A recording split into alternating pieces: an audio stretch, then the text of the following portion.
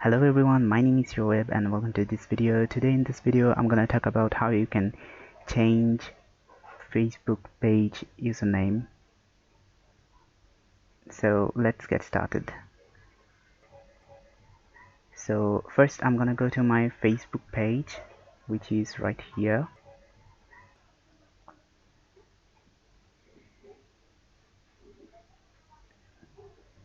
And right now what I'm gonna do is click on About on the left.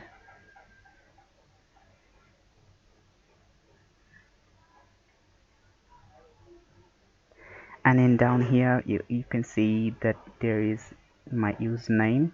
I'm gonna click on Edit, and here I'm gonna set my preferred name.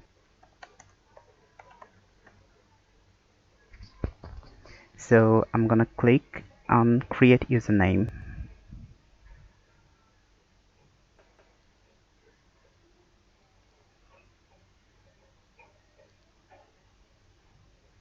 And that's it. And here you can see that my username has been changed. And thanks for watching this video. Give it a like, subscribe. See you guys soon.